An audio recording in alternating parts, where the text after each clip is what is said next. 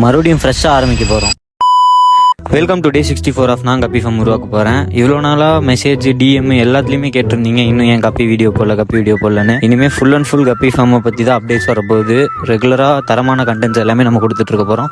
இவ்வளோ நாள் வேறு வேலை இருந்த பிஸியில் நான் அதான் பண்ணாம விட்டேன். மறுபடியும் ஃப்ரெஷ்ஷாக ஸ்டார்ட் பண்ணணுன்றதுக்காக தான் மேலே வந்து பார்த்தேன். இன்னுமே பழைய நிலமை அப்படியே தான் இருக்குது, சரியாகவே இல்லை. நம்ம ஃபார்ம் மறுபடியும் ரீகன்ஸ்ட்ரக்ட் பண்ணி செம்மையாக பெரிய கேரளாலலாம் வச்சுருக்காங்கல்ல பெரிய செட்டப்பில், அந்த மாதிரி ஒரு ஃபார்ம் உருவாக்க போகிறோம். அதுதான் இனி அடுத்த டார்கெட்டே. கண்டிப்பாக இந்த டார்கெட்டை அச்சீவ் பண்ணுவோம். அதுக்கு நீங்கள் தான் கூட சப்போர்ட் பண்ணணும். அதில் மெயினாக இவ்வளோ நாள் நான் மெயின்டைன் பண்ணால் முட்டதுக்கு ரெண்டே காரணம். ஒன்று வந்து நிலா வந்து ஏதாவது வேலையை பார்த்துட்டு போகிறா, இன்னொன்று வந்து மொய்னா கல்ச்சர் தீர்ந்து போனது. இது ரெண்டுத்துக்கும் ஒரு வழி பண்ணணும்னு தான் நான் வந்திருக்கேன் இன்னைக்கு. அதில் இந்த மொய்னாக்கு இன்னைக்கு என்ன பண்ணியிருக்கோம்னு பார்த்தீங்கன்னா, டப்பெல்லாம் எடுத்து தண்ணி பிடிச்சி வைக்க தான் போகிறோம் இன்னைக்கு. ஏன்னா நாளைக்கு மொய்னா கல்ச்சர் வந்துடும். ஒன்று ஆர்டர் பண்ணியிருக்கேன், அதனால ஒரு 4 டப்பில் தண்ணி பிடிச்சி வைக்கலாம்னு சொல்லிட்டு 4 டப் எடுத்துகிட்டு வந்திருக்கேன். அதுவும் நீட்டாக கழுவி சமாளுக்காக இருந்துச்சு, எல்லாத்தையும் கழுவி விட்டுட்டு அதுக்கப்புறம் அதில் ஃபுல்லாக தண்ணி பிடிச்சாச்சு. தண்ணி பிடிச்சி கல்லுப்பு போட்டு செட் பண்ணி வச்சுட்டேன். நாளைக்கு இதில் மொய்னா கல்ச்சர் ரிலீஸ் பண்ணிடுவோம். நாளைக்கு வீடியோவில் சந்திப்போம். அதே மாதிரி நாளையிலேருந்து மொய்னாவை எப்படி மெயின்டைன் பண்ண போகிறோம் டெய்லி ஒரு அப்டேட் கொடுத்துட்டு அதை பார்த்து நம்ம கஸ்டமர் ஏற்கனவே நிறைய பேர் கேட்டிருந்தீங்க எப்படி மொய்னாவை மெயின்டைன் பண்ணுறதுன்னு. அதுவும் உங்களுக்கு இந்த வீடியோலேயே வந்துடும் இனி அடுத்து வர வீடியோஸில். அதனால் டே 65 சந்திப்போம்.